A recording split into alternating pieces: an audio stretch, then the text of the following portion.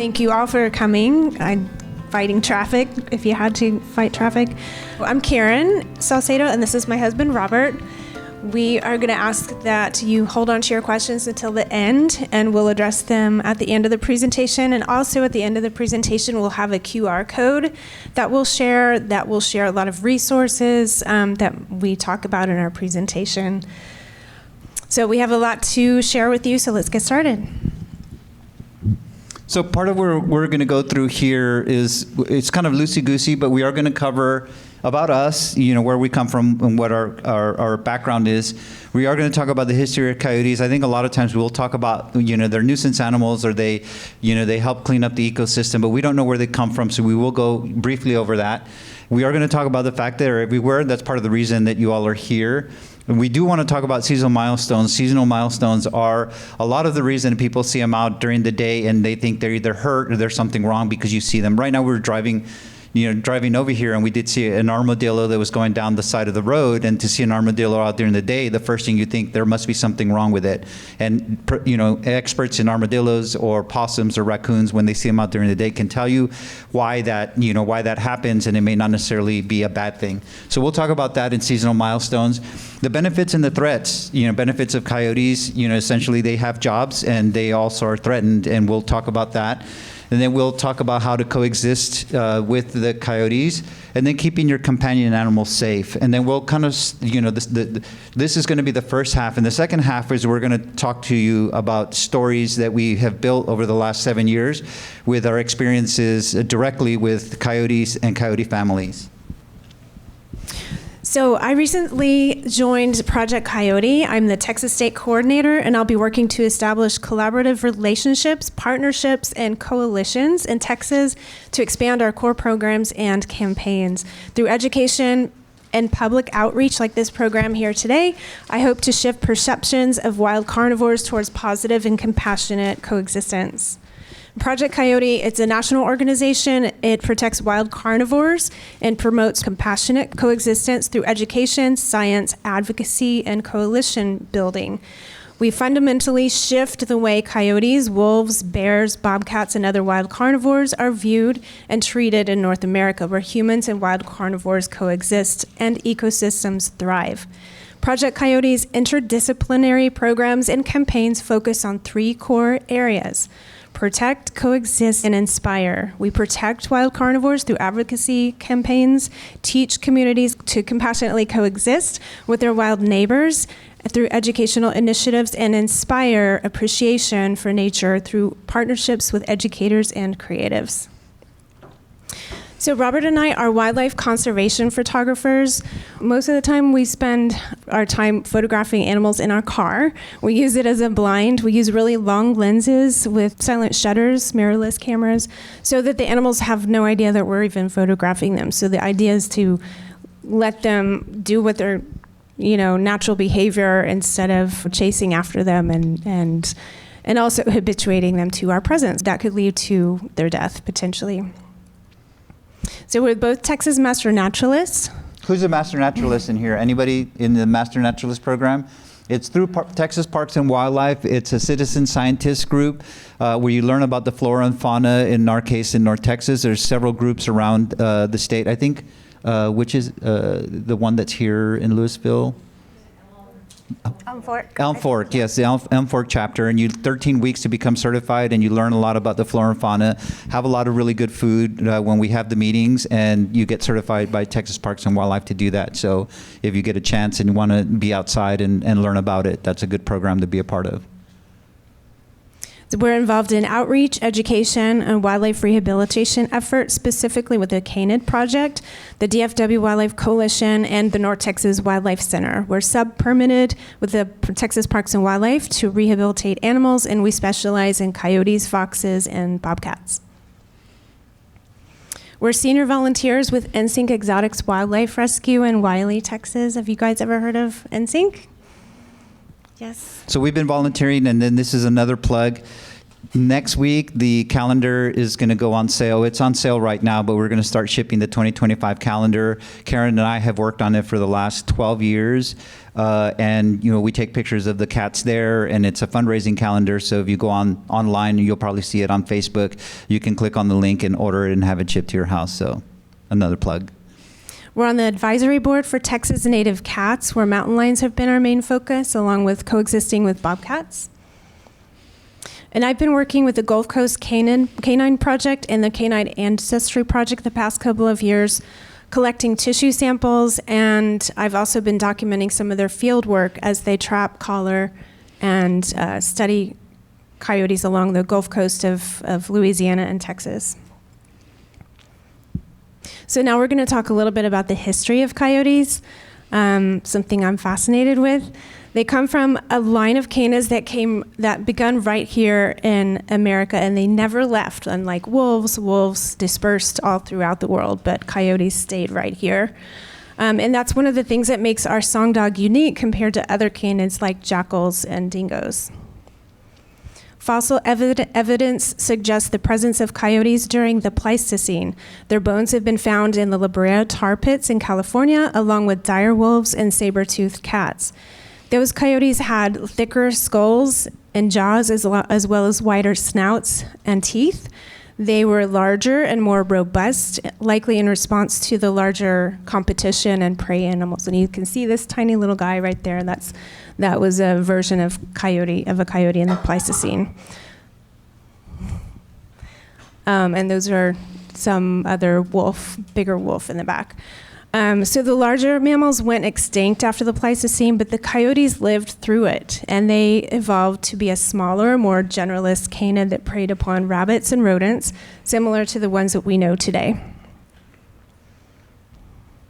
So the Pleistocene coyotes couldn't fill the big game hunting void left after the extinction of the dire wolf. That void was filled by gray wolves, which likely killed off the larger coyotes. Lewis and Clark described coyotes as a prairie wolf.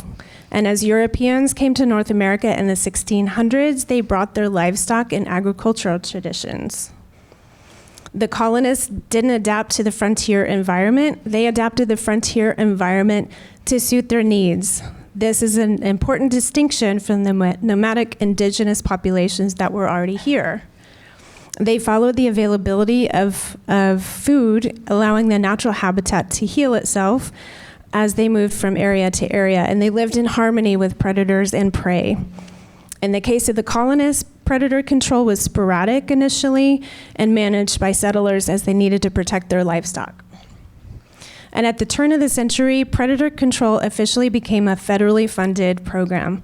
The goal was to eliminate all wild carnivores, including wolves, mountain lions, bears, coyotes, and bobcats, to foster game populations of deer and elk, and to reduce losses of sheep and cattle ranchers. And poison was used for a while until they realized it was impacting other species as well.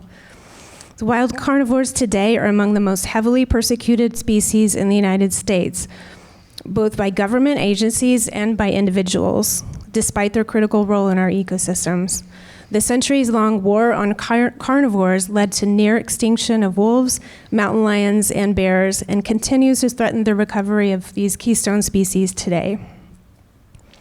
In Texas, Mexican gray wolves, red wolves, mountain lions, they were all perceived as a threat to livestock. And as the wolves and mountain lions were eliminated, coyotes rapidly filled the vacancy. In some areas where red wolves survived, they could no longer find red wolf mates, and this led to hybridization between the red wolves and coyotes when they both shared the same habitats due to humans changing the landscape. And this was known as a hybrid swarm, and the event took place in the final range of the red wolf in Texas and Louisiana. So with the elimination of wolves, the main predator of coyotes, coyotes can now be found in every state in the United States except Hawaii. Deforestation is eliminating suitable habitat for other large mammals, including jaguars, pumas. So more adaptable coyotes are filling the void all over the Americas, all the way down to Panama. And the researchers of the Gulf Coast Canine Project have discovered that many of our Texas and Louisiana coyotes carry a legacy of red wolf genetics. So blood, tissue, and liver samples have been able to provide a lot of data to these researchers. And on the top left, you see blood that was collected from a living coyote, and on the right is a tissue sample from a coyote that was hit by a car. And this guy down here is one of the coyotes that they collared. Beautiful eyes. And you can get more information on these organizations and their research by visiting their websites. So as we all know, coyotes are everywhere. And again, their expansion is largely due to the impact that humans had on their environment over the last century. And so again, coyotes are all around us, as we know. The howling at dusk or the paw prints in the mud confirms their presence close to our neighborhoods. But keep in mind that coyotes have been interacting and adapting with people for hundreds of years. Again, people live around and are around coyotes all the time and don't even realize it sometimes. And in this case, we were looking at this coyote that we named Blondie, watching her for a bit, and this guy walked into this field, which is their rendezvous site, which we'll talk about in a bit, without even knowing that coyote was there. She just dipped her head and stayed low until they cleared out, and then she got up and started playing again. So now coyotes have become established in every ecosystem, living in grasslands, swamps, deserts, tundra, forests, cities, and suburbs. And so compassionate coexistence with America's Song Dog is the way forward, and we hope to show you what it looks like.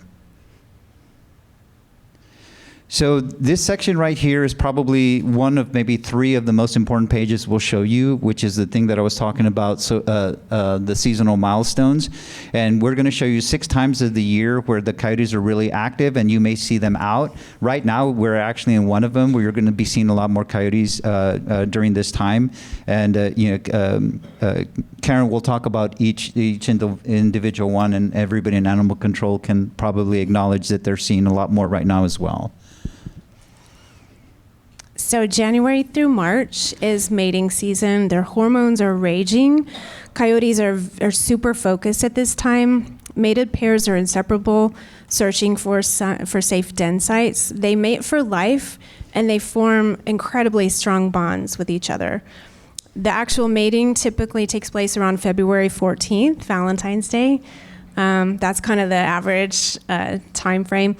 So we'll have lots of increased sightings and vocalizations during this time. They're also more visible during the colder months because the leaves, they have less cover. The leaves have fallen from the trees.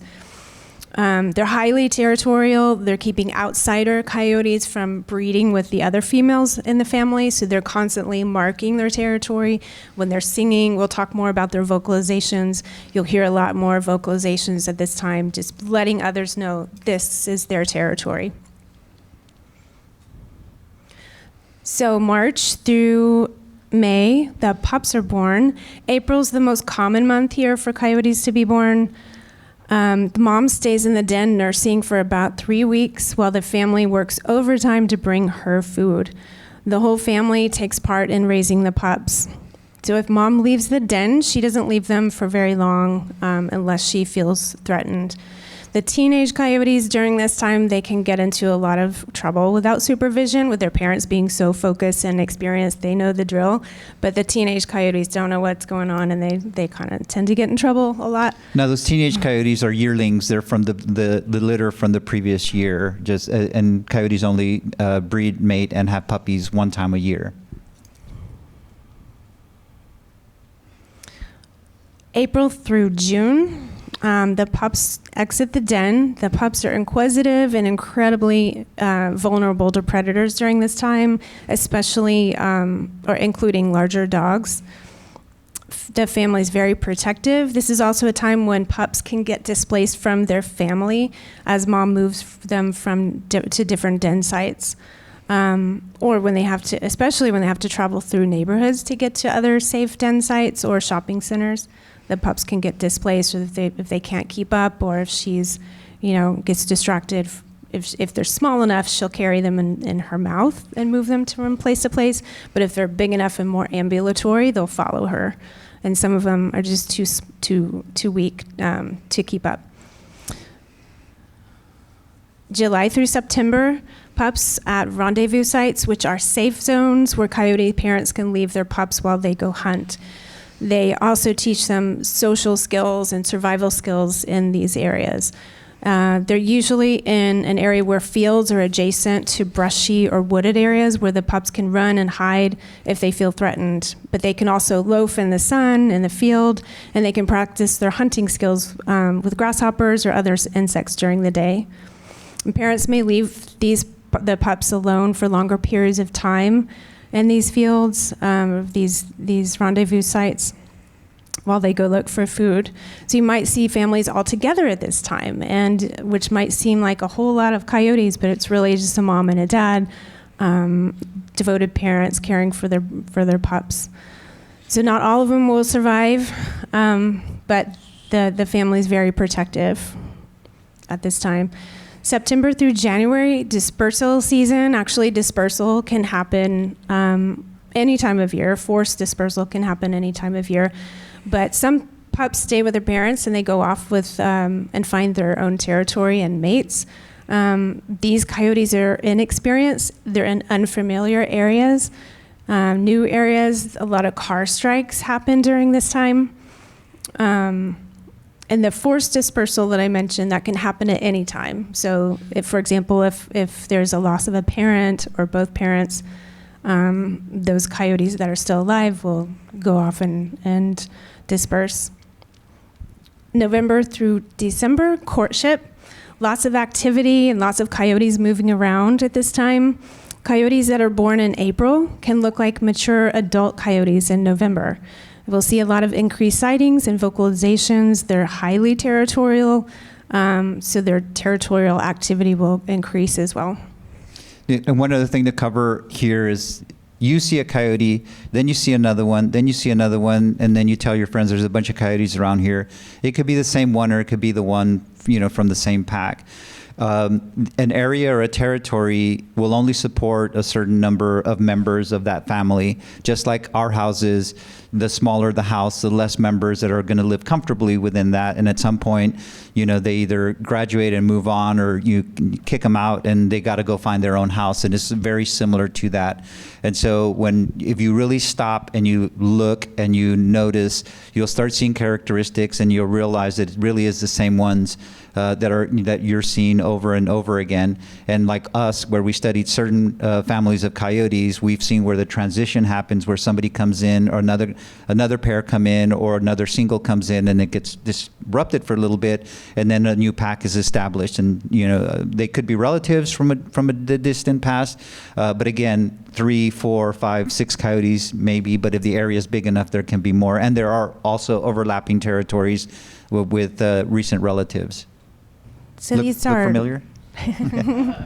These are newborn pups in Dallas, shared by our awesome friend Jackie. But you think that they're out in the middle of a tree line or a middle of a creek bed, but in reality, this is where they were. And Jackie can elaborate. She doesn't have a microphone, but when a little after taking that video, from what I understand, she moved them. Mom moved him. Mom moved Not him. Jackie. Yeah, sorry. Jackie didn't touch him. Mom moved him, and then eventually she moved him back. I think they're always looking for the safest place they can have the pups, but as you can see, they're vulnerable. They're tiny. But at some point, anywhere where they feel is safe enough to have them, they're going to put them until they get bigger, and then it's another challenge for the mom, to try to keep the family together. So this is an example of a mom just outside the den with her pups. So at this time, she's still nursing. And when the pups are this size, they begin to wander outside the den a little bit, but they stay huddled pretty close together to keep safe from predators. And this is an example of mom and dad together with the pups, which is shared by a friend of ours. And they live on a golf course. This whole coyote family lives on a golf course. It's pretty cool. And one of the things that we noticed with the rearing, and we'll talk about it, we'll touch on it in other places, is that usually a sibling will stay back to help raise the new litter. So they help mom and dad out. And we've seen cases where dad takes an outsized role, and we'll talk about that, takes an outsized role in raising the pups or teaching them how to hunt, and others where, we'll see on a lot of our trail cameras, the subadults are walking the babies or they're going back and forth with the little ones. So it is a family affair in raising the pups. So now we're going to talk about their benefits and their threats. So coyotes are a keystone species vital to maintaining healthy ecosystems. The absence or presence of a top predator can reshape an ecosystem. Their absence causes it to collapse, and their presence replenishes it. Human intervention can solve some of these issues, but it's better to let wild carnivores do what they were designed to do. We are all connected, even in urban and suburban ecosystems. So coyotes help bird populations. They keep urban mesocarnivore species that live on the edge of human-dominated areas like skunks, squirrels, foxes in check. These animals have been known to decimate bird populations, and coyotes help control their numbers. One coyote can eat up to 1,800 rodents per year. They provide free rodent control, although pest control companies would prefer that you pay them for that service. They even eat carrion or roadkill. Coyotes are nature's cleanup crew. They're omnivores, which means they eat meat and plants. They're opportunistic, generalist carnivores that eat a variety of food items. Much like our dogs, they'll pretty much eat anything, including bugs, seeds, nuts, fruits, rodents, frogs, fish, and carrion. And this is also what attracts them to where humans live. So go back. So this particular photograph is funny more than just what you're seeing. There was two pups, and one was the older sister. She was a little more pushy, and she was digging and digging and digging and digging. And I assume she was either going after a crawdad or going after a field rat. So digging, digging, digging, digging. She would look up and look around, dig, dig, dig, and she finally got tired or bored, and she kind of went off about 20 yards and laid down. And then her little sister, the smallest one, came in and started digging. This is her, started digging in the same hole, and within 5 seconds pulled up a rat. She ate it really quick, or it was a mouse probably because she was so small, ate it really quick. And then when she went back to her sister to kind of like headbutt her, her sister growled at her and pinned her on the ground because she got her mouse. And it's really funny because as you see this, when, the next day I went to the same area to see how deep the hole was, and the hole was really tiny. And again, we'll talk about the size relationship. If you don't have anything to compare it to, you assume that it's a certain size, but she's probably maybe 10 to 12 pounds, maybe 13 pounds maximum. So they're very tiny. The hole was really small, but it just looks really big in the camera. So because they eat plants and fruits, they also aid in seed dispersal through their scat. You can see persimmon seeds here in this particular dropping. They love persimmons. And this is seasonal too. So when this time of year, when the persimmons are dropped, you'll see this in their scat. Coyotes help control disease transmission by eating sick animals. And just to recap that is I guess to come out of this is that coyotes have jobs. Just like a raptor or an owl or a bobcat, they all have jobs. And even though they have really, really bad PR, they have a responsibility, and they don't discern between, what we call pets or what they look at opportunities. And, there was an incident with the coyote a couple of weeks ago in Arlington where two coyotes took out a cat, if any of you saw that. The cat was laying in the grass, and the two coyotes happened upon it, and they only showed where they grabbed it, and apparently it was kind of a violent interaction, obviously, because the cat fought back, and the coyotes, killed it. And I wanted to find out, because they found the dead cat, I wanted to find out if they ate it or they just killed it. Because at any point it could be they're killing their competition, or they're killing it to eat it. And it's just more data, more information that you can, now also wanted to find out, are those the younger coyotes that are striking out on their own, or is it an established adult? And it wasn't, the person was concerned because these coyotes this is the third cat that it's killed of mine, and she had 4 cats and it killed 3 of her cats. And at some point that should register to you. Don't close your cats. And as Jackie has told us, once you close the door to your cat, they become a part of the ecosystem. And so getting that information, that data, is really important for us, because then we know what they're doing and possibly why they're doing it. And if it wasn't for the Ring camera, they would find a dead cat and wouldn't have any information as to why it happened. So right away they think the coyotes are taking over when they could be there every single night, and this is the only time that you see them. And the cat really didn't see the coyotes coming. So my gut tells me that it could have been a geriatric cat, or just like maybe had its senses weren't as strong. My cat would have been out of there. My cat wouldn't be outside, first of all. So now we're going to talk about threats to coyotes. A coyote is killed every single minute here in the U.S. Unfortunately, their main threats are humans or human-related, and because of this, most coyotes die before the age of 3. Habitat loss and fragmentation contributes to conflict with wildlife.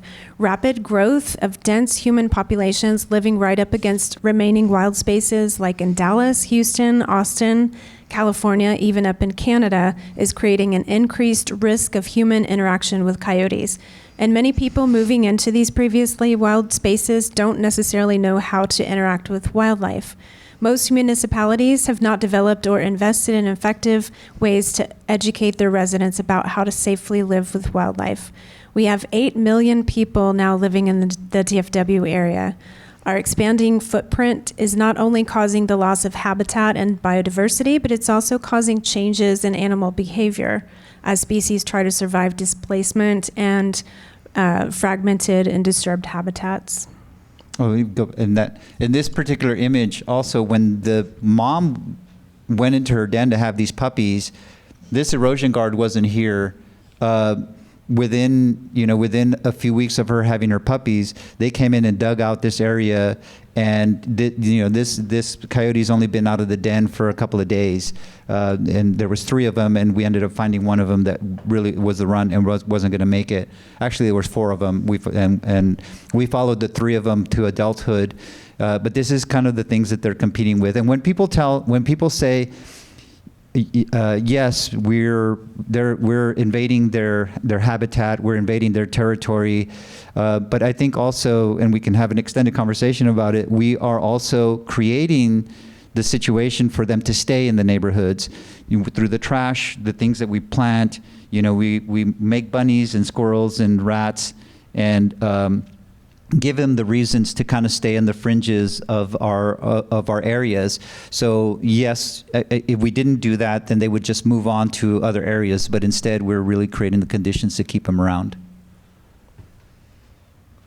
So vehicle strikes. Most coyotes who are venturing out on their own in unfamiliar territory fall victim to fast-moving traffic. And then this one, there is one coyote here, but what you don't see is that there's a second one up here. And this is 380 in Prosper. So again, this was a few years ago, so they had just created part of the extension of the tollway and 380 out there. And again, coyotes aren't familiar with it. These are younger coyotes, and this is what happens sometimes when they just are not familiar with the area, or this is kind of brand new to them. Humans, we're predators of coyotes. We have wildlife killing contests that kill hundreds of coyotes, trappers hired for predator control, night hunting vigilantes in our own neighborhoods kill many coyotes. Project Coyote has been working for years to bring an end to wildlife killing contests.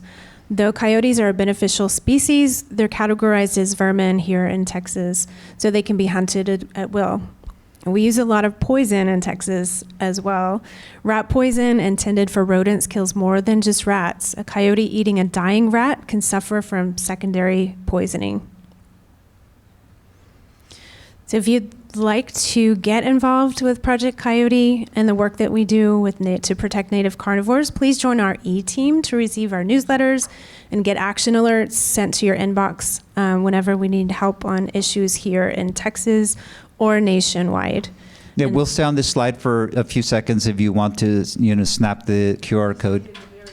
And action alerts, One example that was really helpful in Texas was regarding some policy issues with mountain lions here in Texas. They've been for 50 years, for hundreds of years, they've had no protections at all whatsoever. And there was an opportunity to work with Parks and Wildlife Commission Department. And now mountain lions, there's just baby steps, but mountain lions now have, they can't be in traps for more than 36 hours, which is way better than just sitting in a trap and dying. So those are the kinds of bigger policy issues that Project Coyote is working towards. So, and some of you guys may follow Project Coyote on social media, but if you don't, please do to learn more.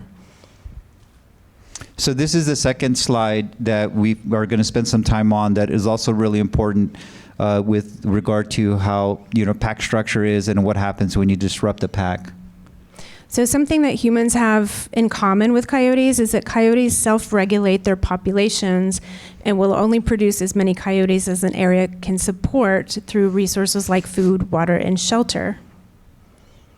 Killing coyotes doesn't work as a control option in the long run. It can create the opposite effect. A stable pack has only one breeding pair and they mate for life. Removing a family of coyotes can create an undefended area where transient coyotes can establish as their own. Transients live alone or in pairs and are available at all times of the year to fill the voids created by killing resident coyotes from a stable pack. If a breeding female is killed, it could result in other younger, inexperienced females going into ovulation when they usually wouldn't. Coyotes respond to population decline by increasing their reproductive rates, with larger litters resulting in more coyotes. If you leave them alone, their numbers won't grow. As long as mom and dad are around, the pack will remain stable. Coyotes also tend to abandon the pack strategy, and they scatter across the landscape in singles and pairs in order to survive when they're persecuted. They've developed an adaptive, evolutionary-derived strategy used first with wolves for surviving under persecution, which is referred to as fission-fusion. It allows them to either function as a family or survive as singles and pairs. Jackals, coyotes, and humans are the only animals who do this. Using poison in the 1900s was one of the things that contributed to coyotes spreading across North America. And this is a good example of fission-fusion adaptation. They just scattered.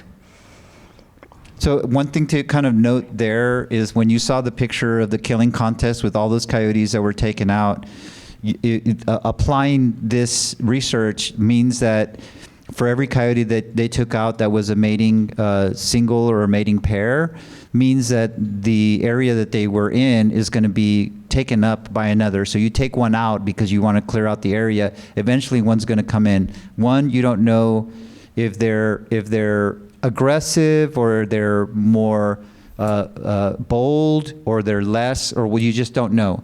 And then also because of the way that they control their population, when the pack is threatened, they'll have many more offspring. So, killing them or getting rid of them doesn't always solve the problem. In fact, it can make it a little bit worse. And here's an example. We were called out, and Jackie was working the case, and we went out there to put cameras out because somebody said there was 3 coyote pups under this deck. And so we put these cameras up, and the first night we kind of captured this video, and we said, okay, well, there's the wait, hold on, there's 4, 5, 6. Now, think about this. This is Frankfurt Tollway, North Tollway, kind of in that area. So it's very high shopping center, and there's houses, and there's a couple of ponds there. And so mom's just trying to keep the puppies safe, but you have to assume that there was something that affected the pack structure, so that the female had this many puppies. And to give you just one other example of, the one that you have that might be safer than the one that you don't. On New Year's Day, we were called to Keller on a person who lived on acreage. He had trapped a coyote, And I think that he had put a trap out, and he was just as surprised as the coyote that it was trapped. And she says, she's beautiful, she had beautiful fur, and he said, I want to get rid of it, I want to move it out of here. Because it's a coyote, and he grew up that way, and there wasn't new homes on acreage, but it wasn't also very treed. It was just very open area, and he said that he had just put the trap out because he'd seen the coyote close to his chickens on a camera that he had. And so when it looked like a homemade trap too, so I was really surprised he had that trap. And he said, "What?" I said, "Here's what you have to consider. We can take this coyote and remove it. So we move it somewhere, and she's going to be in somebody else's territory. So there's a good chance that if she doesn't make it all the way back over here, that she may not survive in that, or at least she'll be displaced, and it'll be pretty bad." But if she's never messed with your chickens, and she goes, well, she doesn't mess with my chickens because I put dog food over there so that she won't come over here close to my chickens. I said, okay, well, now you're calling it out of the trees so they'll come and eat close to your chickens. But even with that, she hasn't messed with your chickens. At that moment, the neighbor came out, young guy, had 2 little kids. They wanted to come see the coyote. And I asked him, have you ever seen these coyotes? He goes, oh, yeah, they stay over there by the wash, which was, maybe about 75 yards away. He goes, they'd never really come over here. At least I haven't seen them. I said, so they've never bothered you? And he said, no. And I said, okay, so once again, we can move her, but it sounds like she's never really messed with you. And if you don't feed it and you let it do its thing, this is at least a couple that is not going to get in trouble. If we move her, then it's going to disrupt everything, and then another one comes in, and it may go after your chickens, and then we'll be having a different conversation. You go, well, what do you think we should do? I said, I think we should let it go here. So he agreed, and the man with the 2 children, we followed up to the back of the property line, and I said, okay, what's going to happen is I'm going to open it, and when I tip it for her to run out, she's going to stay in the back. She's going to stay in. She's not going to want to come out. And then he said, well, should I worry about the kids? I said, no, if she comes out, she's going to go straight for that tree line. So if you're going to record it, just be ready, because she's just going to shoot out, and it's going to take a second for her to get in the tree line. And sure enough, we opened it up, and I had to basically bounce it on the ground for her to come out. And when she did, she shot straight into the tree line. And the kids were really excited. They had an opportunity to see a coyote up close, see how small they really are, the both of them. And then he gave Karin the code to his Wi-Fi camera so that she could keep an eye on it. And we never heard from him again. So again, great education. He started out wanting to move it, probably wanting to kill it, not really wanting to kill it. Now I'm glad I have it here. Let's let it go and let it do its thing. So threats to coyote, disease and secondary rodenticide poisoning. We talked about this in a few of the other slides with poison, and we're going to touch on it in one of the stories that we tell. And so this is kind of like we've heard, how many have you heard of the chupacabra? The chupacabra was really big in where I was growing up. I'm from El Paso, and the chupacabra was always going to come and get you if you didn't act right, and it was supposed to be this monster that sucked the blood out of animals. And everybody would say, it's like there was a chicken that we found that didn't have any blood in it. It was dead, in the creek. And so I always, was scared of that as I was growing up, but realized that, that it was, generally mange that is caused by, secondary poisoning. A rat goes into a rat trap, eats the poison, goes out, dies slowly. And if a raptor gets it, a hawk or an owl, they'll go and die somewhere and you'll never see them. Bobcat will have die a slow, lingering death. But a coyote can keep it in their system for a while, and what happens is that when they eat the poison, it compromises their immune system, and the mites that they always have present on their body begin to attack their body, and they burrow into their skin. It becomes very itchy. Their skin gets scaly. They scratch off a lot of their fur. They do get open sores that can get infected. Obviously, they don't have the protection of the fur, especially during the winter. So it's a very horrible way to live, and they can live quite a bit with it. Yeah, they can live quite a long time with mange. But bobcats can't live quite as long because, number one, they have to catch their food. They only eat meat, so they don't have a variety of food items that they can choose from like a coyote.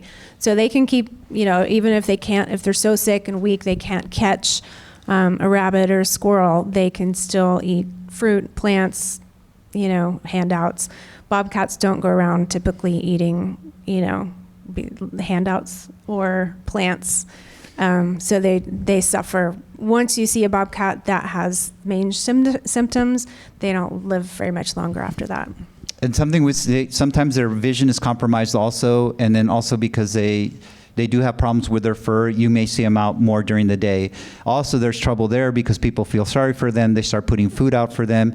The food isn't nutritious for them to begin with. And second, people are scared of them that aren't feeding them, and then just that becomes just a whole other issue. And that's a lot of the calls that we get with mangy coyotes, is that they're sticking around in people's yards or neighborhoods, but it's because people are usually feeding them.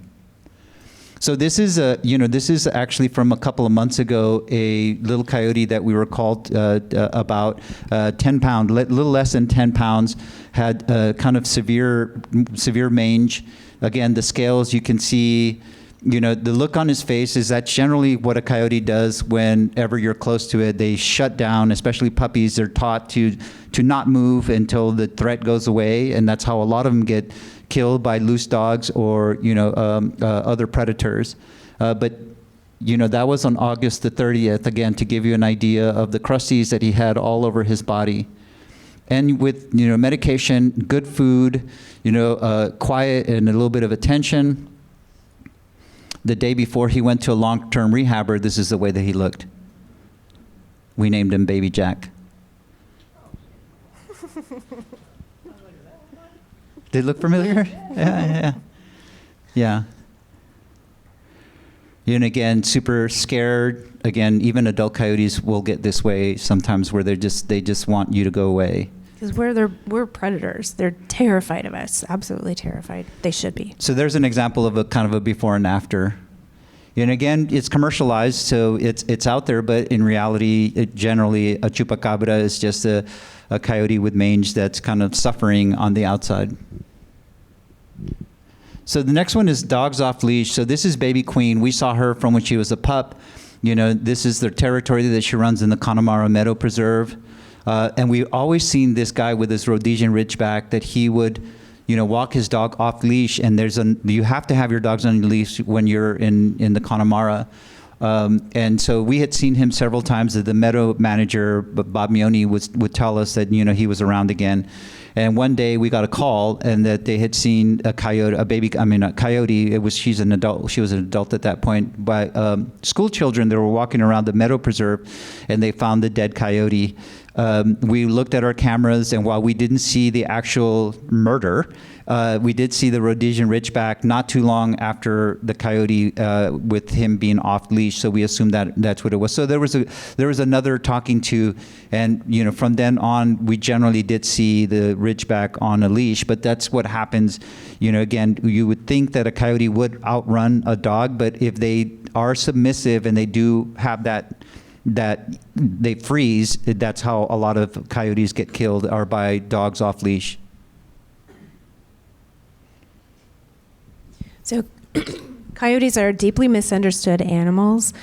Humans are hardwired to tell stories, and they like to create monsters like characters in these stories, like the big bad wolf.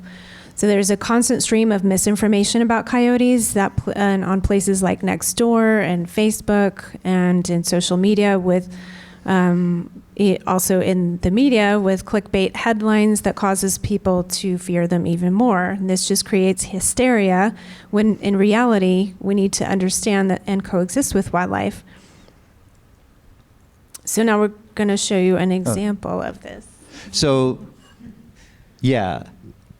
This is to show you, when people see, I saw a huge coyote, it had to be like 50, 60 pounds. This is actually not what you think it is. This is actually the same camera capturing two different instances where you see these fat dogs and this coyote kind of in the same area within a few minutes of each other. But I like to show this because it gives you a perspective. And this is during the winter, so this coyote's fur is completely full. And if you were to, if it was in the middle of the summer, it would look a lot smaller. And just give you another example. So this is another coyote in another area in Plano, and this is a family that's walking through, a few minutes after, or actually it was a couple of hours after this coyote. But when you see them together, you realize that the average coyote in the Dallas area is between 25 and 35 pounds. So they're not that big, but again, their PR is not very good. And then to give you an idea, it's like we always say, oh, the big scary coyote. Again, this is 7 years of collecting, the coyote information and bobcat information and wildlife information. Here comes a big bad coyote, and whoa. And so, like, who do you think wins in a battle between a coyote and a bobcat? The bobcat does. Yeah, because the bobcat has murder mittens. They, and a coyote, their whole thing is finding food, finding a mate, having puppies. And you can't do that if you get in a fight with somebody that scratches your eye out or scratches your nose or affects the way that you walk. They will avoid it at all costs. And that coyote was only 6 months old, actually, so she probably never run into a bobcat before. And those are very rare on our cameras. We don't see them run into each other, and when we do, it's priceless. So here's another one. So check this out. What? So this person was leaving food out, and the possum was already on the food, and they chased literally, I just have a clip in here. It was about 5 minutes that this possum was chasing this coyote around the deck. It was an armadillo. Oh, I'm sorry, armadillo, sorry. It's an opossum. Yeah, with armor. Yeah, so like for 5 minutes, they just went around the deck back and forth because they were both trying to claim the food. I can't even say fighting for the food. Oh, yeah.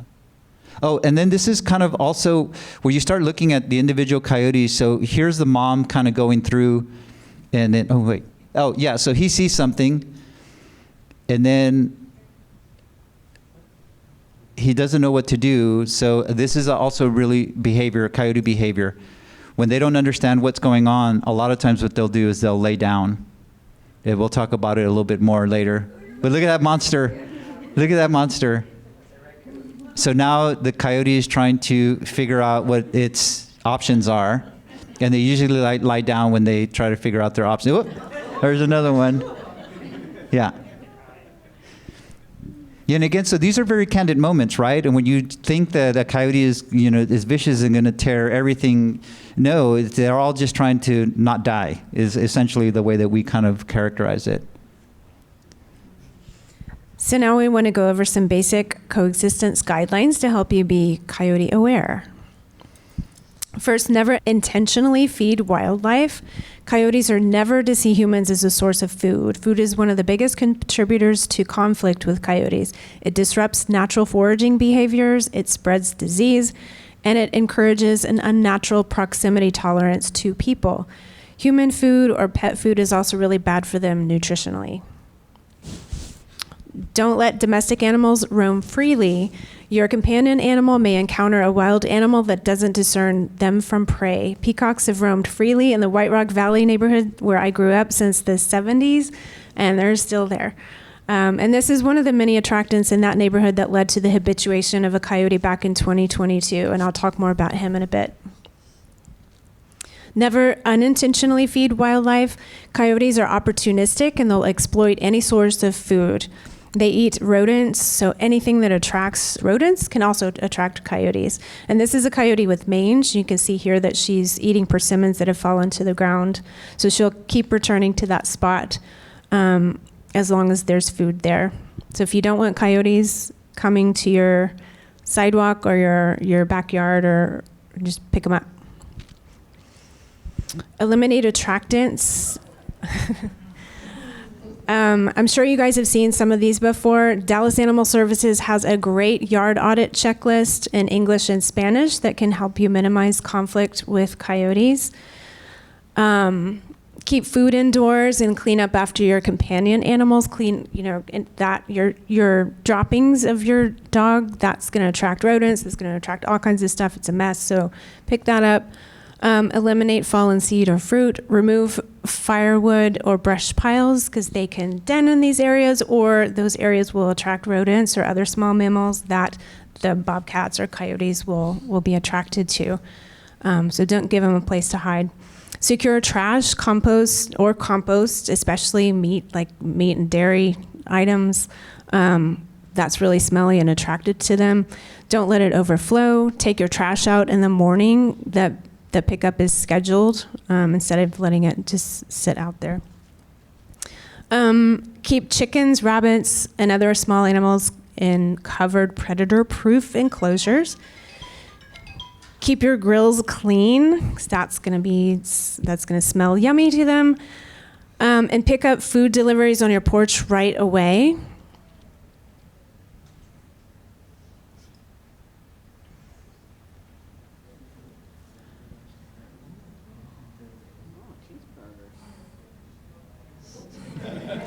So to clarify, this food delivery was delivered to the wrong address. So the homeowner wasn't expecting it there, so it sat there for a while.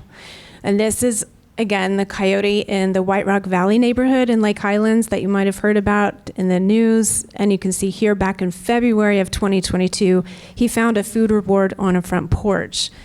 If he found a food reward on that porch, he was going to possibly find food rewards on other front porches as well. This is one of the many ways he became habituated to the neighborhood.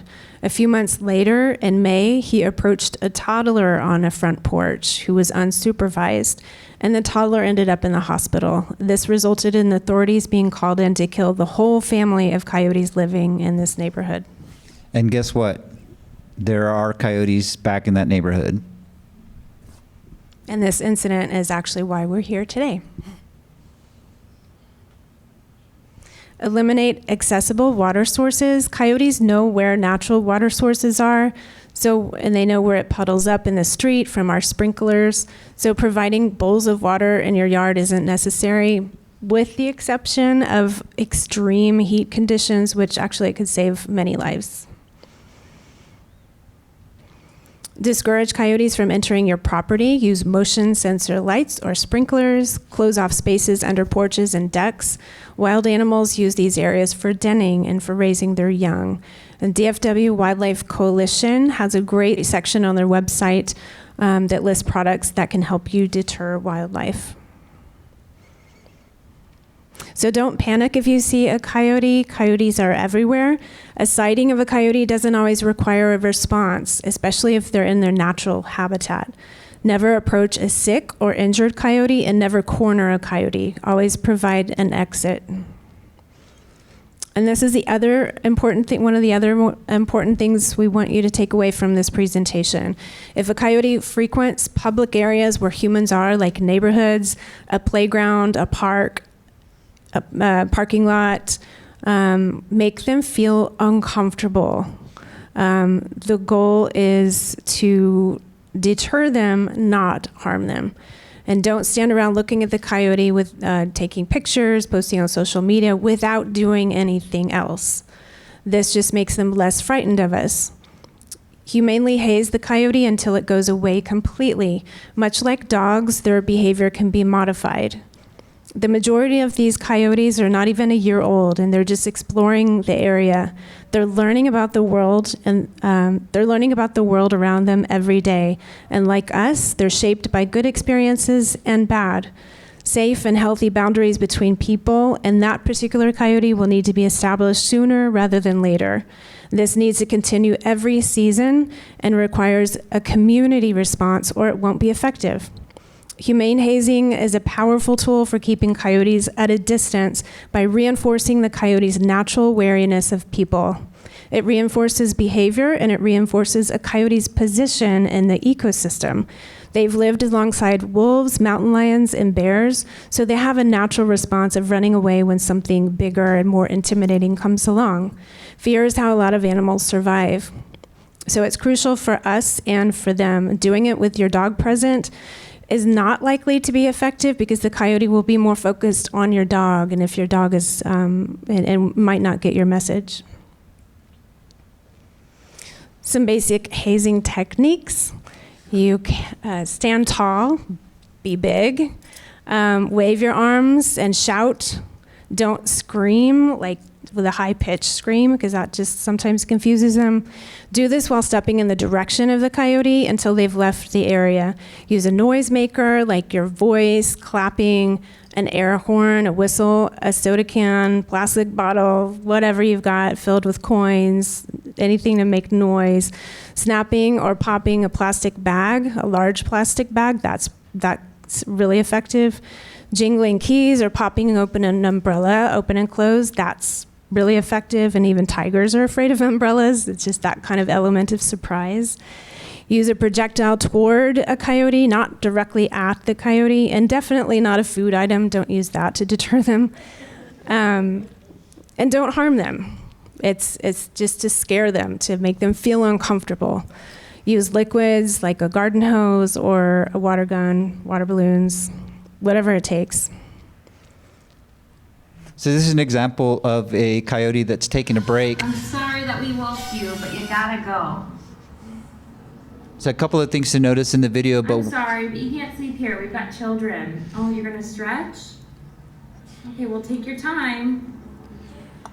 Don't let the door hit you on the way out. the most important takeaway is that the woman doesn't want him there Okay, this is your eviction notice. You gotta go. and is making an effort to get him out. And I think Go on. Go on.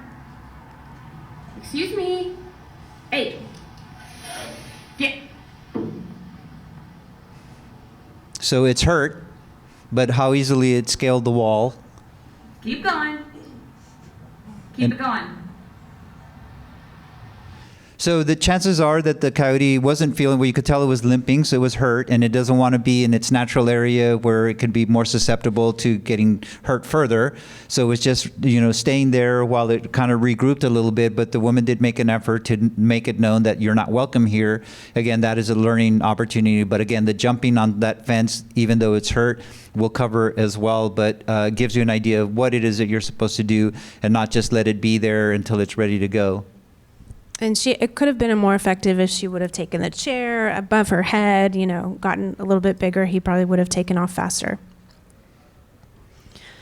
So a coyote that's never been exposed to hazing before, which is most the inexperienced juveniles, they may not respond right away. If that's the case, you'll need to use more than one technique over a period of time. If the coyote runs a short distance, stops, and turns to look at you, continue or intensify your actions until the coyote has left the area. The coyote will probably not literally move his whole family to another area, but his behavior will change. He's going to be more cautious in that area, or they'll come around only after dark when no people are around.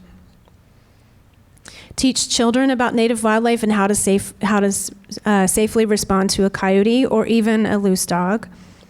Respect, compassion, and education are excellent tools that nurture compassionate coexistence. Share what you've learned here with your neighbors and friends. We want to teach compassion and understanding over violence. Violence is not sustainable in the long run. And notify authorities if you encounter an aggressive coyote. Signs of aggression is snarling, lunging towards a person unprovoked. These signs are similar to those shown by domestic dogs. So a lot of times you'll hear about an aggressive coyote, but he's not, he's just there. He's just standing there. So now we're going to talk about keeping your companion animals safe. And this is a coyote vest that I had heard about, so I wanted to get it for myself and see if it was effective. We put it on our 12-pound dog, Lola.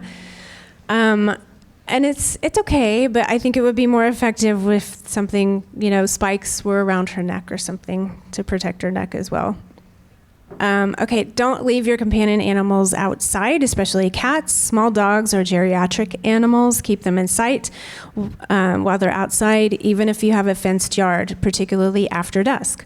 Never let your dog play or interact with a coyote, and your food and water should be indoors.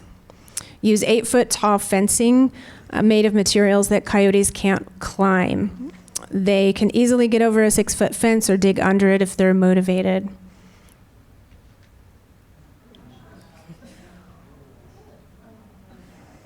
So the first video was in Plano. The video to the right is in Houston, the Houston area. We don't see a visual of that. Something was in there that it wanted to get to. Also, something else that helps them get into yards is like if you have a trash can or a barrel or something next to your fence, that just gives them easy access, especially if you have fence panels missing. You're more than likely to have visitors, unwanted visitors. When you're on a walk at the park, never run from any canid, wild or domestic. Avoid walking your dog near edge zones, particularly from April to September when coyotes are raising their pups. Coyotes, like all wild canids, are very caring and protective parents. So if your dog's running free near a coyote's den at this time, the parents may see your dog as a threat to the safety of their pups and may respond accordingly. And a myth is that coyotes stalk people. And the reality is that coyotes are aware of everything in their territory. When they're raising their families, they'll escort or shadow visitors traveling through the area to make sure that they leave the area. A curious coyote may stop and watch visitors to determine if they're a threat to the family, and this is often misinterpreted as being bold or brazen. And this coyote, this particular one, we're taking pictures of this one. It was in Galveston, and she would peer out. Then she would go back into the bushes, and then she would come out 50 feet down the way, and we'd walk closer to take pictures of her.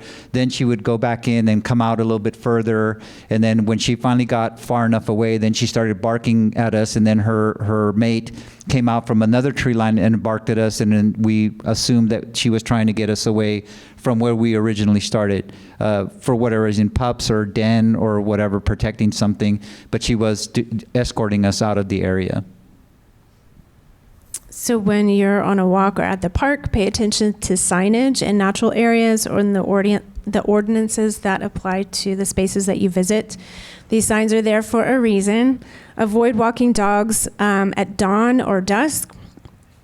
Carry a flashlight to scare off coyotes if you have to walk at night. Keep your dog on a 6-foot non-retractable leash in public areas so you can have more control over your dog. Be aware of your surroundings and what your dog is doing at all times.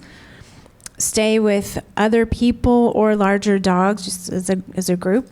And another myth is that coyotes will try to lure away your dog where the rest of the pack is waiting to kill it. The reality is that coyotes are family-oriented, and they don't use their family members to bait or lure animals. When a dog is roaming off-leash and chases or harasses a coyote, the coyote will flee to the safety of their family members. If a dog continues pursuit, coyotes will defend their families. And this is a Dallas Animal Services sign at White Rock Lake, and I can't tell you how many times people ignore these signs, are just walking their dogs off-leash here when it's... Yeah, it's clearly marked that there's a coyote in the area, but they just don't care, some of them. So if a coyote gets too close for comfort when you're with your dog, make and maintain eye contact. If small children are walking your dog, take over the leash immediately and keep everyone close to you. Pick up your small dog or your child. Whichever one you like better. If the coyote doesn't leave, it's likely there's a den or pups or a food source that the coyote is protecting. And humane hazing may not work in this case, especially if your dog is present.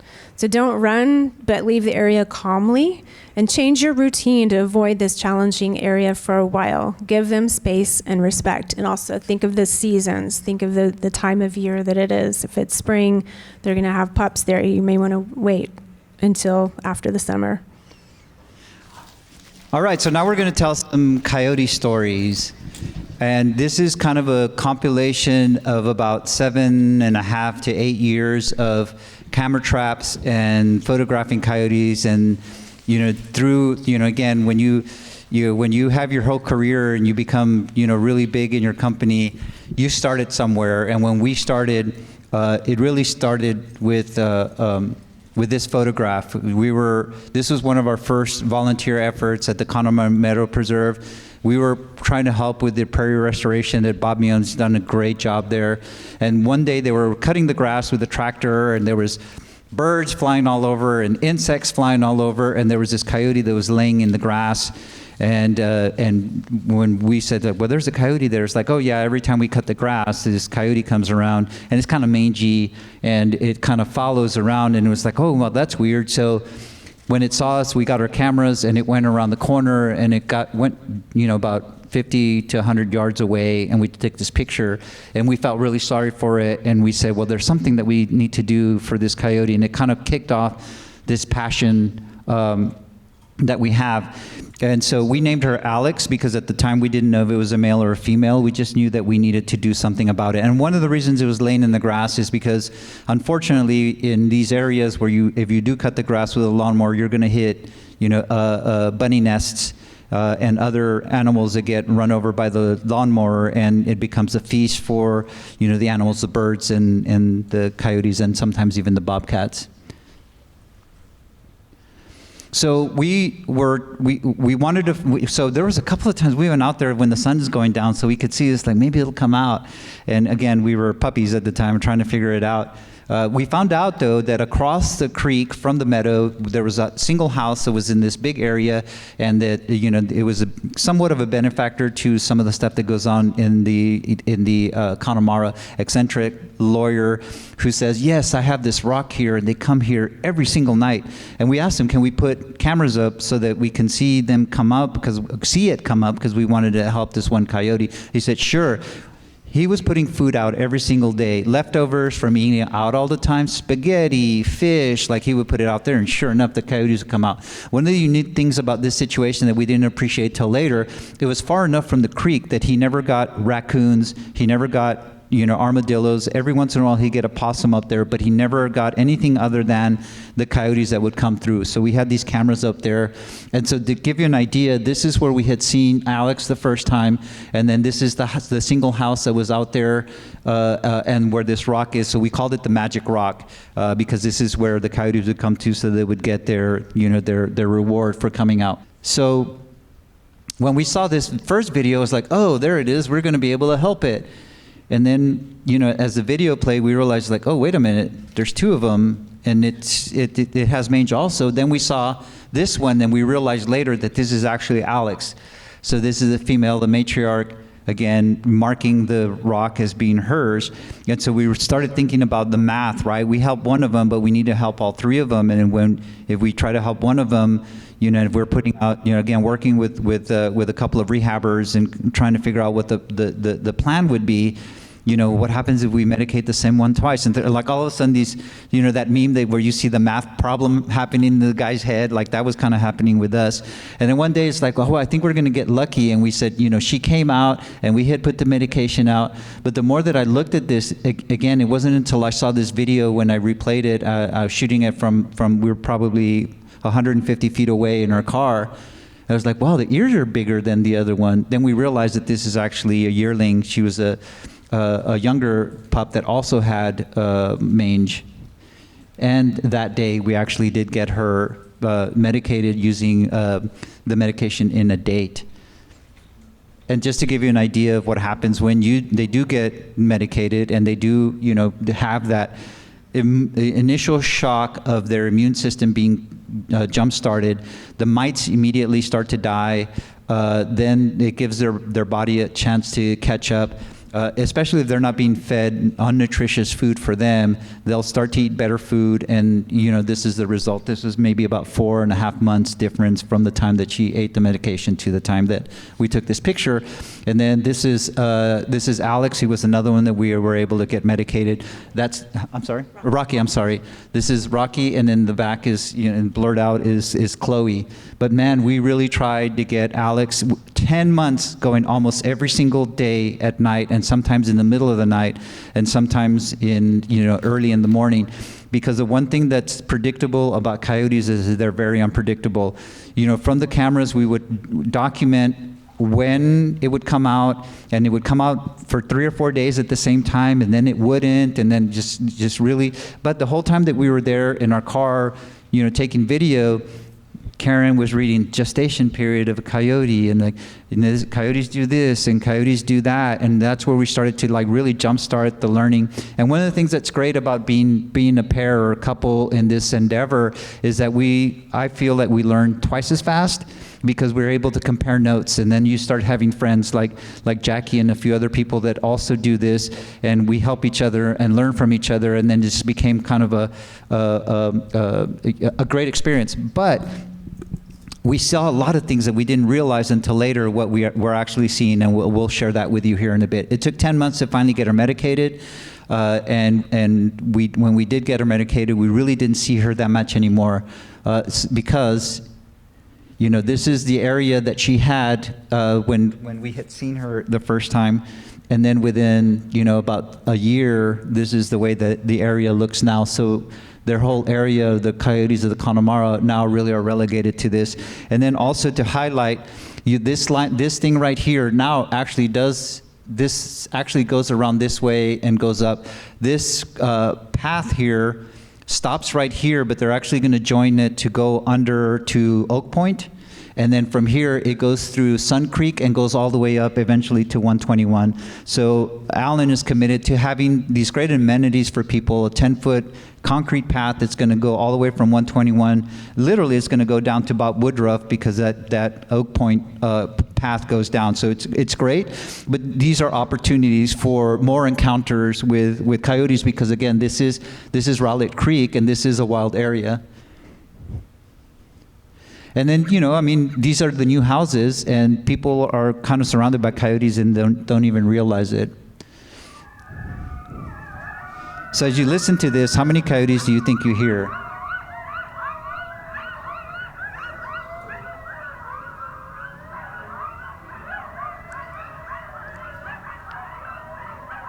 There's three.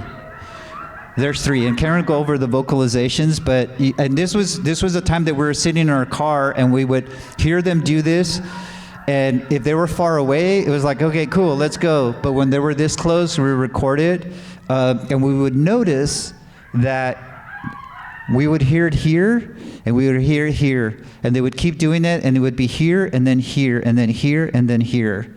So if you sit and wait long enough, and they're close enough, you'll realize that they're calling each other. Yeah, so I'm going to talk about vocalizations just for a minute. The scientific name for coyote is Canis latrans, and that's Latin for barking dog. Coyote howling is an ancient language that's evolved since the Pleistocene. Their ability to create a variety of sounds causes a few to sound like a chorus of many, and it's often referred to as a bow jest effect. They yip, they howl, and they bark to defend territory, to locate family, to celebrate family, to warn each other of danger and greet each other. They can hear each other over 3 miles away. They don't have cell phones like us, so that's how they communicate with each other. They know their family member's voice and what they're saying and the urgency of it. They're talking to each other as well as other coyote families. They're highly social, and family means everything to them. And the kind of a deeper, I don't think that Rocky was singing. The bale is usually a little bit more deeper, but the younger ones are usually the kind of squealy ones that sound like this one on here. That was Chloe.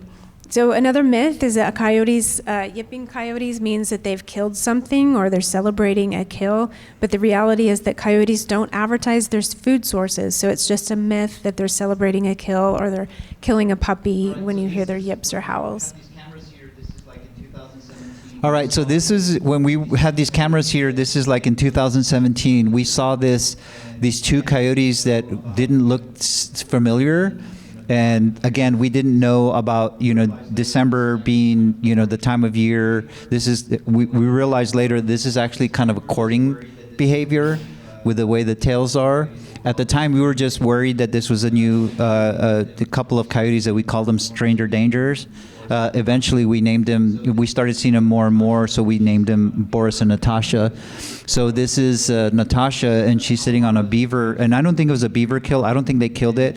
This Connemara is attached to a tree farm, and the beaver started appearing in a couple of the small lakes and up and down Rowlett Creek, so I think they were trapping them, and they may have had one in a trap. They put it out, and they started eating it, and I had a great series of pictures of both, and this is Boris, beautiful eyes. He was a little little bit bigger than the normal coyotes that we see.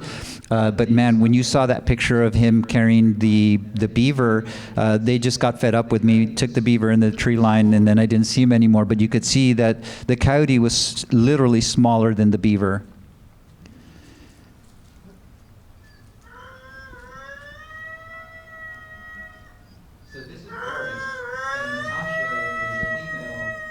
So this is Boris, and Natasha was the female, and again, that's how they call each other. But I want you to notice something. So Boris is the one that we use for our logo. Again, a very special couple of coyotes for us. Oh, yeah. So look at the date again. So this is February of 2020. And then so when you look at this one, again, this is March of 2020, and this was unusual for us too. So this is Boris, and then this is Fat Belly, so it's one of the yearlings. And then coming up from the side is Itchy. And then this is Mom, and look at her belly. And then this is White Tip. So white tip is a usual marker for coyotes. Not all of them have a white tip, so this one we named White Tip. Again, March 20th, 2020. So what is that? That's usually puppy season. And the reason this was unusual is because we'd never seen all of them together. We would see 2 of them, maybe 3 of them, maybe the mom and the dad.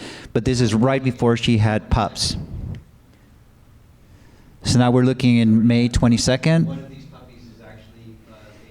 And she's already had her pups. And one of these puppies is actually Baby Queen, the one that we saw that was mauled by the Rhodesian Ridgeback.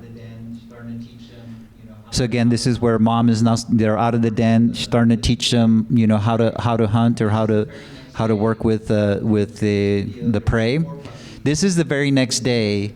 In the previous video, there was 4 puppies, and this is just a few hours later, and we only saw 3 puppies, and we never saw the 4th puppy again. We never found it, but we never saw it. And this was a mound where we had 3 cameras. It's beautiful video that we would get here. It was a place where they could kind of see around everywhere. It wasn't a huge mound, but it was an area where you could get a good perspective of what was going on around you. And this is Baby Queen on that same mound. Again, beautiful shot here in doing Snowmageddon. And then here you'll also see an owl that kind of flies in right at the end. Kind of a beautiful shot there. Again, this is in Allen, Texas, surrounded by a house, a golf course, a freeway, and an apartment complex. So now this is March 2021, and this is this is Natasha digging a den. Again, her tail is a little bit, doesn't have as much fur, starting to show signs of age, signs of mange. One thing that we found is that females, probably because of the stress, tend to have more signs of mange, especially if they're eating. Females. I'm sorry? The breeding females. Yeah, the breeding females tend to have more signs of mange because they're usually under more stress, and again, so they compromise the immune system. Again, if you're eating, poison rats.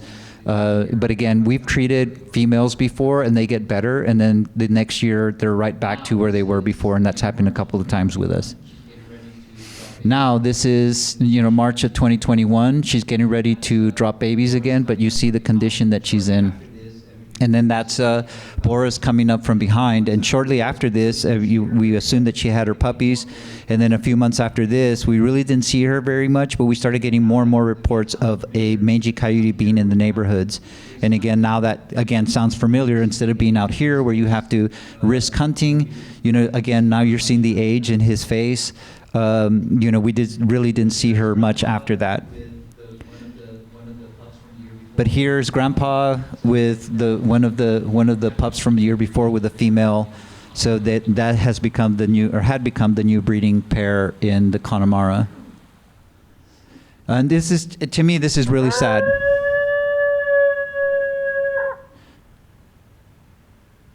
March of 2022, he calls out and nothing calls back.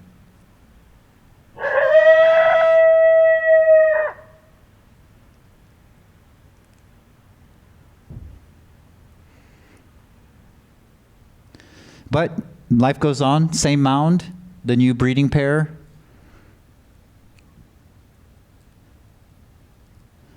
And this is shortly after having her pups, maybe out for a break. And the cycle continues.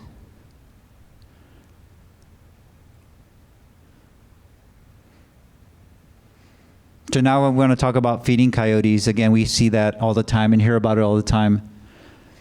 So as they say, a fed coyote is a dead coyote, and this is one of those examples. So we got a call about a coyote that was stalking people in this neighborhood in Plano, and I kind of assured them that this is not a vicious coyote that's going to get anybody. It looked like a puppy.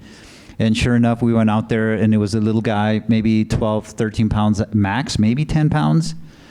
And we named him Cody, Mange. But the first day that we saw him, we got him, medicated pretty quickly. But to give you an idea, so there's a lot of places in the Dallas area where you have these treed areas.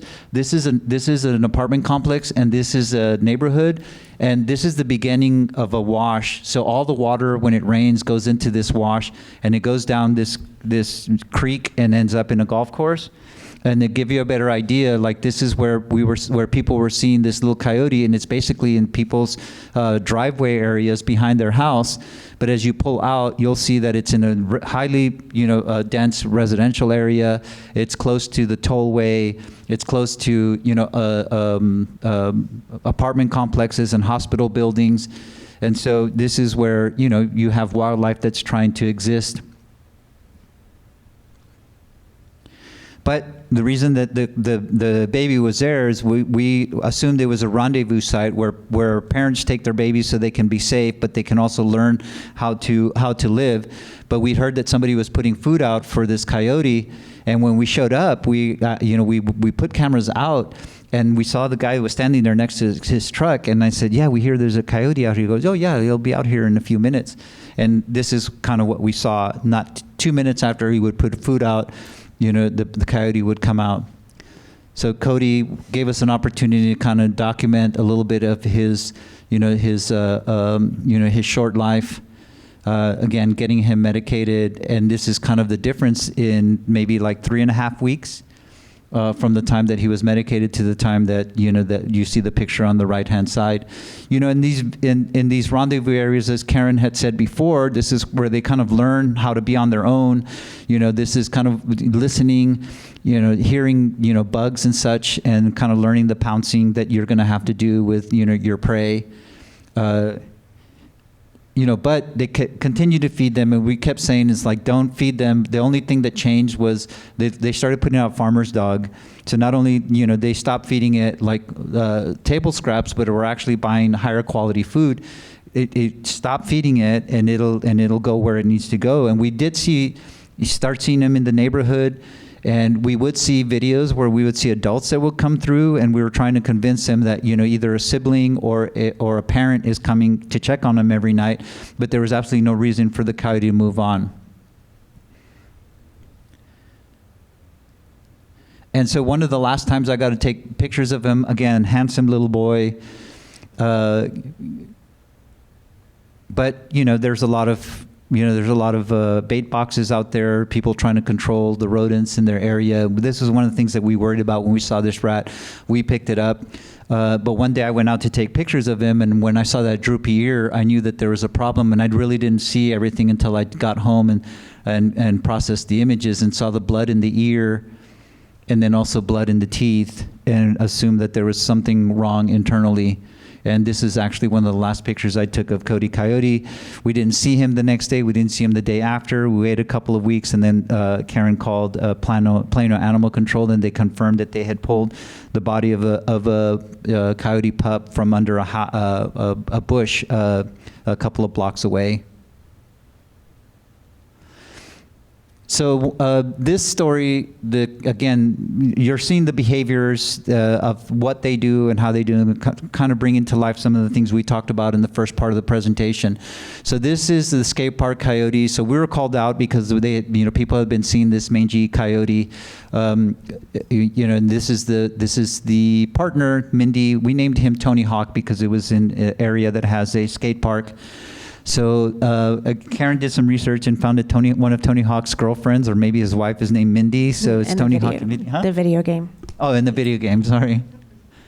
And so one of the things that we noticed about this that's different from the families that we were following is that Tony Hawk took an outsized role in raising the pups. We saw him with the pups a lot, and we didn't see mom with them as much, especially when they had just come out of the den. We assumed that he was in the rendezvous area, and the closest place that we think was safe for them would have been in a golf course that's about maybe a mile away. But again, this is how close they are to the residential area. But to give you a better idea, that picture was taken with them there. We park over here, so there's that much distance. But this tree line right here serves as safety for them. If they're out in the field, as soon as somebody walks into the field from any direction, they can run that way or they can run this way. But it kind of gives you an idea of like, this is where they decided they're going to raise their pups to teach them how to hunt and how to be coyotes. And so there's been probably 3 or 4 litters that we followed, but again, this is where they do learn how to hunt, they play.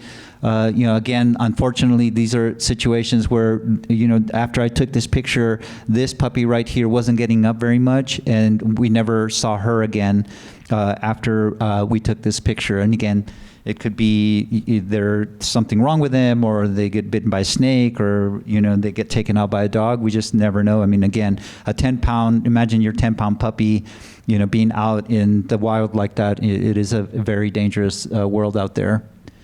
But again, Tony Hawk was a great dad, and this is another thing that we didn't realize what we were watching when we shot it. So Tony Hawk is just minding his own business, and then the pups come. And they had been separated for a while, so it was unusual to me that they were coming to say hi to Dad, because they were in the same area. So it wasn't like he just walked up and they came to say hi. But if you notice, he makes a distinct move, like right about there, and they leave him alone. So what he did is he's eating food, he digests it somewhat, and then they come and get into his mouth, and he regurgitates it, and then they eat it. But he doesn't have any more, so he's kind of letting them know, like, yeah, I'm done. And so that's one of the ways that they feed them when they're young. So imagine if that's a behavior that they have, that they may use it more often because they don't have hands. They don't have hands, so they use their mouth for a lot of things. And so when they kind of come up to people, they may nip at them because that's the way that they communicate with each other. Again, if you do have a dog, and certain breeds of dogs are in your mouth, wolves do the same thing. And so that, again, people may misunderstand that as being something that it really isn't. So he was a good dad, and this seems like really rough, but this is a frame in a bunch of shots that I took. But he did keep order in the family, and one of the things that you do see is personalities. So these two are kind of the bolder coyotes. But then this one right here that comes in from right here, that is Blondie. We named her Blondie. She was the smaller one, but she was super submissive to the family and to her pups. So this is how you start to wonder, it's like, are the submissive ones the ones that are more in danger, or are the bold ones? The bold ones get into things they're not supposed to. The submissive ones are the ones that get tracked down by loose dogs or something like that. Other things that we wish we knew, but we don't know completely. And then this is, again, an example of now at this point, this is one of the puppies that you saw from that group. And she already looks like an adult, and this is probably October, November. And now she's on the other side of El Dorado. She's in, kind of a schoolyard area. And when Karin saw her, when we took these pictures, oh my God, what's she doing over here? She needs to go back over there, and getting hit by a car, or having animal control come out, called out. I mean, those are the things that you worry about. But yes, they start looking like full adults. But one thing we want to show you here is, look at his leg, his left leg, the rear leg. So if you notice, this is June 20th of 2021, dangling leg. And so when we get calls with people with coyotes that have dangling legs, or they're limping or something like that, if it happens out in the wild like that, that happens, and they have to figure it out. If they have mange, or they're hit by a car or something like that, those are the ones that we kind of look at and see what it is that we can do. But with something like this, you can't take him out because it's puppy season. So he's probably watching his pups, but he has a dangling leg, like it's broken, and just give you another idea another view, like literally, like he does not put any pressure on it. But to show you the resilience of coyotes, this is almost exactly 1 year later. That's him. And that's Mindy. It was a lesson for us, definitely, because we thought about intervening, but if we had intervened, those pups would have died because he was taking care of them. And one of the reasons he was probably in the field so much with them that we saw him is because he didn't feel that great. So he wasn't running around with Mindy as much. So just to give you a before and after, because we captured a whole other story, but the reason that we went out there was that was the day that we got him medicated. And this is the way that he looked about maybe 5 months later. Again, just totally different. He has maintained that fur. Again, sometimes it's just that one moment. And we used to say, like, when he was in this, he was very lethargic. It felt like he was giving up. Again, there could be other reasons for that, but again, they don't feel well, scratching all the time. And it's been a great experience. And it was just one dose, and that's it. And so it was just needed to kickstart his immune system. So the last, story we're going to tell you this is rescue and rehab, and I'll let Karin tell you a little bit about that. This is kind of probably where we are currently in our journey. We're getting a little deeper into this. From before was observing and taking pictures and learning, to now we're getting just a little bit more involved. So this is Jackie. We named her after our friend Jackie. Sitting in the front row. So I got sub-permitted to rehabilitate wildlife, thinking that it would be a great resource to help transport animals, to take them to rehabbers, to just help out whenever needed, and that's how it started. In the whole, this was last year. Mm-hmm. Yeah, last year. This is when we first found Jackie. She was in a shopping center. Her mom was traveling through that shopping center, and Jackie was found just curled up in the corner. This is a hair salon. The hairdresser, the owner of the salon, left food and a blanket for this coyote. But there was another pup that same age, a sibling, that was in another, like in front of a pizza joint when they came to work. And they didn't call a rehabber. They just posted on Nextdoor. They just put him in a box. And then that coyote took off. So he wasn't secured. Jackie got saved. That other one didn't. I'm not sure what happened to the other one. That's when I got Jackie. Now look at the size difference. From the previous picture to now, it's like literally 5.5 pounds, maybe, if that much. Again, super scared, in the corner, and it's funny because as docile and scared as she was, we had her for a little while, and the little while we had her, she's probably she is the most bitey coyote that we've ever had. Super strong personality. Most of them just shut down, and she was always following with her mouth wherever our hand was. Trying to bite. Yeah. This is Colette. She's another coyote that was found. Actually, she was trapped at an airport in McKinney, and they actively shoot coyotes on site. So it was just a miracle that she got trapped, and they gave her to animal control. And she's very, very sick. She'd been in the trap for a couple of days, dehydrated. So we work with a rehabber. Well, I think one of the first things is when you see a pup like that, what are the opportunities or chances that you can reunite it with its mom? If you pull it right away and it's in an area where it seems like it could be reunited with a mom, or they see the pack, that there's ways to do it. I know that several people have done it. Jackie's done it a few times where you put it out and the mom comes by and takes it. When that's not an option, then then triage. What we do is to make sure it's okay, get checked by the vet, and then the possibility of going to a longer-term rehabber. Yeah, and Colette, the top right, reuniting her with her mom at that airport was just not an option because her mom was probably killed. But reuniting is the number one goal wherever we can.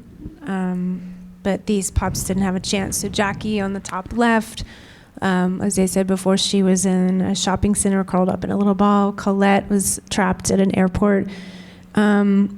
The one on the bottom left, she was actually trapped in an armadillo. They were trying to trap an armadillo, and she ended up in the trap. The one in the middle, her mom was killed. So she was orphaned. Her mom was shot. And then the other one on the right also was trapped, intending to trap another animal, and a coyote puppy ended up in the trap.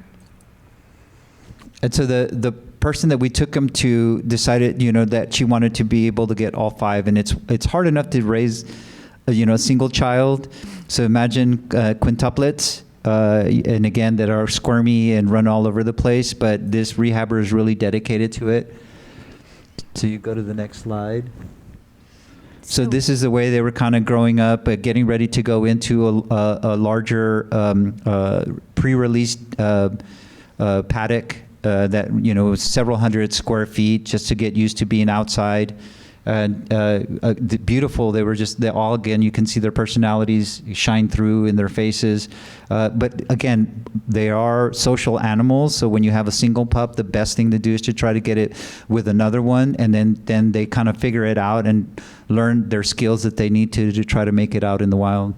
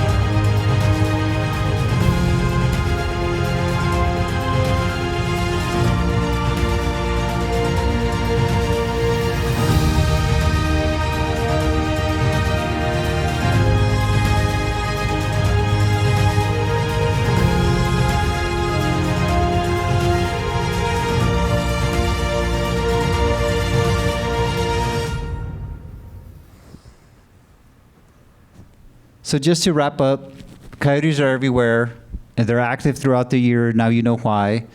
There's definitely things you can do to be coyote aware. Again, we try to give you some pointers on how to keep yourself and your companion animal safe. And again, the more you know, the more that you can help your community. And with that, that's the end. I guess. Yeah. So this is a QR code we were talking about. If you scan that, you will get a lot of the resources that we kind of featured in here, the yard audit checklist, links, and the other groups that that we worked with on this. And we'll keep this up. If anybody has any questions, we'd be happy to answer them. For example, when the coyote loses the mate, how much can they inbreed until it becomes a problem, or do they really have to go find somebody outside of that pack? Well, they don't inbreed. There are enough of them that they don't have to do that. But definitely the pack will not, they won't defend the area like they would if the breeding pair was still alive and still healthy and still strong. But that female, it just depends. Like she may go out, she may stay there, stick around. Another one may come in and they may bond. She may take a step down depending on the age of her pups. She may have one that's a year and a half old that's been sticking around, like Boris. Boris, he didn't find another mate. He's about 9 years old in the videos. He's probably 10 if he's still around. But he stuck around. He was sticking around, and he just let the younger ones take over. So it just depends. It just depends, mostly on their age, I think. Okay, so the population isn't affected Well, what could happen is she could move to a different territory, and then that area is open for other coyotes to come in. Other coyotes could come in and breed with all the females, depending on the number of females that are in the area. So it definitely could possibly create more coyotes if no one is in that area defending that area. It just depends on what's happening. Now, when in the small puppies that you saw that were in the hedge, Jackie found that not too far from there was another litter of pups. And you can make the assumption that they're related because the territories are so close, and that's why they kind of allow each other to have their puppies there. And sometimes you can be divided by a busy street, but if it's just neighborhoods apart, I know that when we were following Boris and Natasha, and actually one set of their litter on one of our cameras, after not having seen Rocky for a couple of years, he popped up on the camera, and it was so confusing to me. And we talked to a friend, and she said, yeah, well, a lot of times they're related, and so it could be cousins that moved in, and he just happened to come by, at that point to see kind of the old area, but at that point, if his mate was gone, he's not looking, he may be looking for another mate, or he may not. He just happened to be in the area, and we caught him on one of our cameras. Well, that's it for us. I hope that that you got something out of it. The most important thing is that coyotes have jobs, and if you let them do their job, then then they're going to take care of what they need to take care of, and then we'll all be happy. And we're just really happy to be here to talk to you about creating coyote coexistence. So thank you. Thank you.